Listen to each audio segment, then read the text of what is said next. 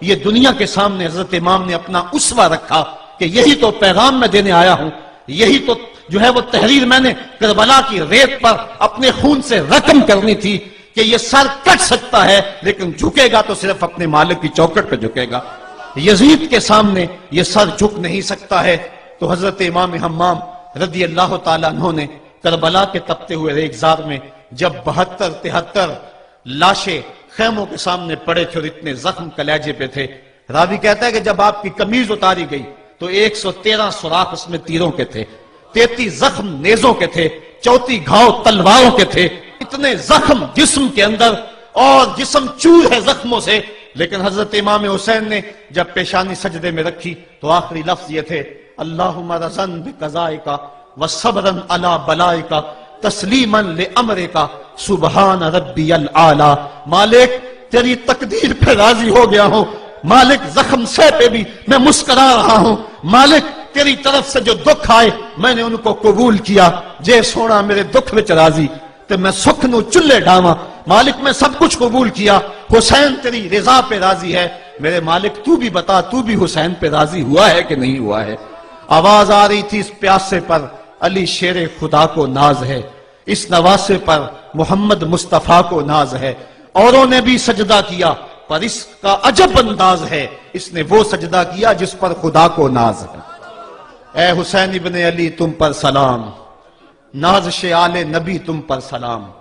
آج لہجہ بھی دم توڑ رہا ہے اور سورج بھی درد غروب سے زرد ہو رہا ہے، وقت کے دامن میں گنجائش نہیں کہ میں اس مضمون کو چھیڑوں، آؤ ہم سلام کرتے ہیں۔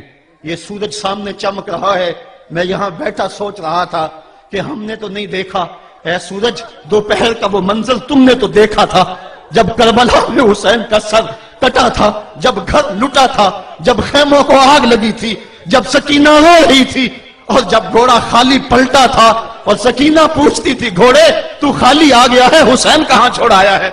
آج یہ سورج یہ چمک چمک کے وہ ہمیں کہانی سنا رہا ہے اور ہمیں پیغام دے رہا ہے کہ نبی کے نام پہ حسین نے تو سر کٹا دیا۔ آج تم کہتے ہو دین پہ چلنا بڑا مشکل ہے، تم شور ڈال رہے ہو، جن کے لیے مسجدوں میں قالین بچھے ہوئے ہیں، گرم پانی دستیاب ہے اور ان کے لیے مسجدوں میں آسائشیں موجود ہیں، اور پھر بھی وہ کہتے ہیں دین پہ چلنا بڑا مشکل ہے۔ ذرا دیکھو حسین ابن علی کو سجدے میں سر رکھ کے، پیشانی رب کے حضور رکھ کے، حسین ابن علی کہہ رہے ہیں مالک میں سر کٹا کے بھی تیرے حضور حاضر ہوں اور تجھ پہ راضی ہوں، تو بھی بتا کہ تو بھی حسین پہ راضی ہے یا نہیں ہے۔ اے حسین ابن علی تم پر سلام، نازش آل نبی تم پر سلام، تم پہ لاکھوں رحمتیں لاکھوں سلام۔ اے شہیدان محبت کے امام، لالا گوں لالا بدن لالا چمن، اے چمن اندر چمن اندر چمن، زندگی ہی زندگی تیری حیات، اے حیات اندر حیات، افتخار ملت بیضا ہے تو، رب کعبہ کی قسم یکتا ہے تو، فخر کا دل میں دریچہ باز کرنا چاہیے، جن کا تو آقا ہے ان کو ناز کرنا چاہیے۔ آج ہم ناز کرتے ہیں حسین ابن علی پہ، ہم آ حسین والے نہیں ہیں، ہم واہ حسین والے ہیں۔ واہ حسین تیری عظمت کو سلام، اتنے زخم کلیجے پہ ہو تو کھڑا نہیں ہوا جاتا، لیکن جبر کے خلاف کتنی قوت سے کھڑا ہے۔ حسین ابن علی نے اپنا نمونہ لوگوں کے سامنے رکھنا تھا، تو اقبال کہتا ہے سرخ رو عشق غیور از خون او، شوخی این مصرع از مضمون او۔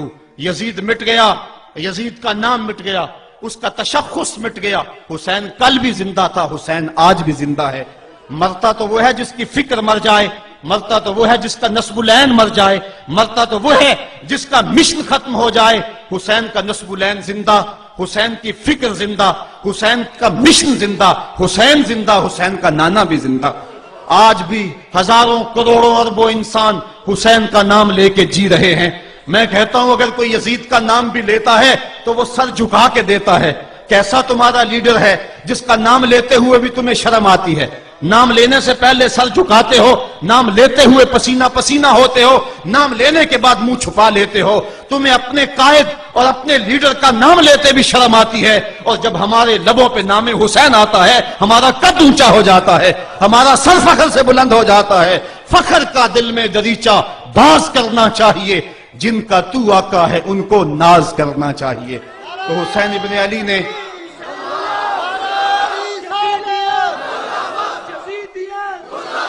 کسی نے کہا تھا کہ یہ دو شہزادوں کی جنگ تھی، تو کسی نے بڑا خوبصورت جواب دیا.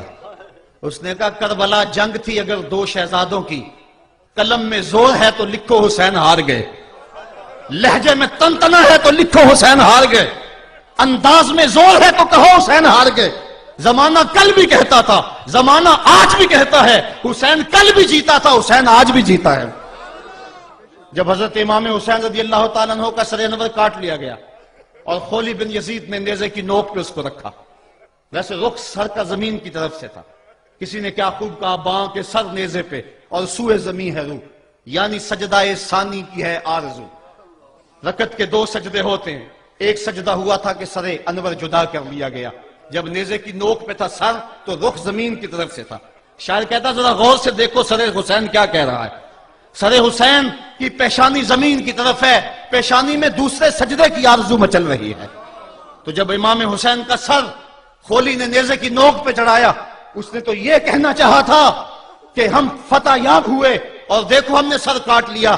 کسی نے کہا ذرا غور سے دیکھو یہ تو سر کٹ کے بھی سر بلند ہے، یہ سر کٹ گیا پھر بھی سر بلندی نہیں گئی ہے، اس کا بانکپن پھر بھی نہیں گیا ہے. حسین کا سر کل بھی اونچا تھا، حسین کا سر آج بھی اونچا ہے. اس کا نام زندہ، اس کا پیغام زندہ، اس کی فکر زندہ. حضرت امام زین العابدین یہ کربلا کے وہ شخص ہیں جنہوں نے سارا منظر اپنی آنکھوں سے دیکھا تھا. اتنے دکھ کسی کو نہیں پہنچے جتنے زینب اور زین العابدین کو پہنچے ہیں. سب منظر کھلی آنکھوں سے دیکھا. 14 سال کی عمر ہے، بیمار ہیں، تاریخ بتاتی ہے اس کے بعد ساری زندگی حضرت زین العابدین نے ٹھنڈا پانی نہیں پیا. جب پانی پینے لگتے تڑپنے لگتے، کہتے مجھے سکینہ کی پیاس یاد آتی ہے، مجھے علی اصغر کا تڑپنا یاد آتا ہے. ساری زندگی پھر ٹھنڈا پانی نہیں پیا.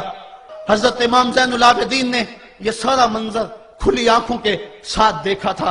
اور پھر آپ نے دمشق کے بازاروں میں بھی اور کوفے کی گلیوں کے اندر بھی سروں کا یہ قافلہ اپنی قیادت کے اندر جو ہے وہ گزارا تھا.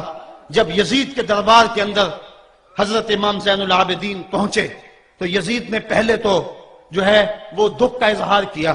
بعض لوگ یہاں سے یزید کی بریت کا اعلان کرتے ہیں. یہاں کسی نے بڑی خوبصورت بات کہی کہ قاتل کی پشیمانی مقتول کی اہمیت کو تو بڑھا سکتی ہے لیکن اس کے دامن سے قتل کے داغ کو نہیں دھو سکتی. تو اس نے یہ سب کچھ کیا، یہ بس اس کے ٹسلے تھے جو وہ بہانے لگا. لیکن بعد میں اس نے حضرت امام حسین رضی اللہ تعالی عنہ کے دانتوں کے اوپر جو ہے وہ چھڑی مارنا شروع کر دی. تو حضرت ابو برزہ اسلمی صحابی رسول وہاں موجود تھے، وہ کھڑے ہو گئے، اٹھ کے بدن کانپتا ہے ان کا، کہنے لگے ظالم ارفع قدیبہ کا، یہاں اپنی چھڑی ہٹا لے. میں نے اپنی ان آنکھوں سے دیکھا ہے کہ کان رسول اللہ صلی اللہ علیہ وسلم یلفمہ، حضور نے ان ہونٹوں کو خود چوما ہے. تو یہ کہہ کہ آپ دربار سے نکل گئے اور روتے تھے اور آپ کے بدن پہ کپ کی بھی تاری تھی. بعد میں یزید نے کہا حضرت غلطی ہو گئی اور یہ میں نہیں چاہتا تھا، بتائیں آپ کی کوئی شرط ہو. تو آپ نے فرمایا میری 4 باتیں مان لو. ان 4 باتوں میں ایک بات یہ تھی کہ سر حسین اور سر شہیداں ہمارے سپرد کر دو تاکہ ہم کربلا جا کے ان کی تدفین کر سکیں. دوسری یہ تھا کہ ہمیں مدینہ حفاظت سے پہنچا دو. تیسری شرط یہ تھی کہ مجھے جو ہے وہ جمعہ کا خطبہ دینے کی اجازت دو آج دمشق جامع مسجد کے اندر. چوتھی بات آپ نے یہ فرمائی کہ قاتلان حسین جو ہے وہ میرے سپرد کرو. اس نے کہا ہاں کون ہے قاتل حسین کا؟ لوگوں نے کہا خولی ہے. خولی نے کہا میں نے قتل نہیں کیا، یہ سنان بن انس نخی نے کیا ہے. سنان بن انس نخی کو کہا ہاں تو بتا. کہنے لگا میں قتل کیوں کرنا تھا، یہ تو شمر ذل جوشن نے کیا ہے. شمر ذل جوشن کو کہا تو بتا. کہنے لگا میں نے قتل نہیں کیا، میرا کون سا حسین نے کچھ بگاڑا تھا، قتل اس نے کیا ہے جس کی حکومت کو خطرہ تھا. تو یہ ہے وہ ہے قاتل حسین کا. اب یزید کہنے لگا تمہاری یہ شرط تو میں پوری نہیں کر سکتا، یہ بات تو پوری نہیں کر سکتا، اب خطبہ دے لو. اب حضرت امام زین العابدین خطبہ دینے کے لیے کھڑے ہوئے. خطابت تو اس گھر کی لونڈی ہے، جب یہ بولتے ہیں تو حکمت کے موتی دولتے ہیں. جو ہی امام زین العابدین کھڑے ہوئے، 14 سال عمر ہے اور دمشق کی جامع مسجد ہے. یزید بھی بیٹھا تھا، یعنی سلطنت بھی تھے، عوام کا بھی ہجوم تھا. جب آپ نے خطبہ شروع کیا لوگ زار و قطار رونے لگے اور آپ نے اہل بیت کے مناقب جب لوگوں کے سامنے رکھے تو یزید گھبرا گیا کہ کہیں لوگ میرے گریبان تک نہ پہنچے. اس نے مؤذن کو اشارہ کیا جلدی جلدی اذان پڑھو. تو جب اس نے کہا اللہ اکبر اللہ اکبر تو حضرت شہزادہ زین العابدین نے کہا کہ اس کے اندر کوئی شک نہیں کہ اللہ سب سے بڑا ہے. جب شہادتین کا کہا اشہد ان لا الہ الا اللہ، حضرت امام زین العابدین نے اس کے جواب کے اندر کہا ہاں اللہ کے علاوہ کوئی معبود نہیں ہے، اس کی گواہی ہم نے خون سے دی ہے، ہم نے اپنے لہو سے دی ہے اس کی گواہی.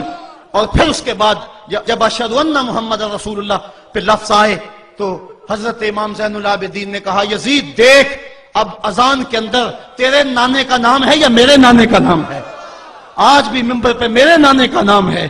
تو یزید مر گیا، اس کا نام مر گیا، اس کا تشخص مر گیا. حسین کل بھی زندہ تھا، حسین آج بھی زندہ ہے. حسین کربلا کے تپتے ہوئے ریگزار میں بھی زندہ تھا، کوفے کے بازار میں بھی زندہ تھا، اور دمشق کی جامع مسجد میں بھی زندہ تھا، مدینے میں بھی زندہ، مکے میں بھی زندہ، کابل میں بھی زندہ، کندھار میں بھی زندہ، قلعہ جنگی میں بھی زندہ، تورا بورا میں بھی زندہ، موصل میں بھی زندہ، بغداد میں بھی زندہ، غزہ کی پٹی میں بھی زندہ، فلسطین میں بھی زندہ. آج حسین کی زندگی اور حسین کا باقپن دنیا کو بتا رہا ہے، بش کو بتا رہا ہے تیرے منہ پہ تماچا حسین مارے گا. زمانہ بتائے گا کہ حسین کل بھی زندہ تھا، حسین آج بھی زندہ ہے. حسین کی فکر لے کے اٹھو اور پوری دنیا پہ چھا جاؤ اور زمانے کو بتاؤ کہ ہم حسین ابن علی کے سپاہی ہیں. صرف محرم کے دن آنسو بہا لینے سے کچھ نہیں ہوگا. کیا صرف محرم حسین کا مہینہ ہے؟ نہیں، پورا سال حسین کا ہے، پوری زندگی حسین کی ہے، پورے زمانے حسین کے ہیں. یہ صرف عاشور کا دن یا عاشور کی شب ہی حسین کی نہیں، سارے زمانے حسین کے ہیں. کل بھی حسین کا تھا، آج بھی حسین کا ہے، کل بھی حسین کا ہوگا.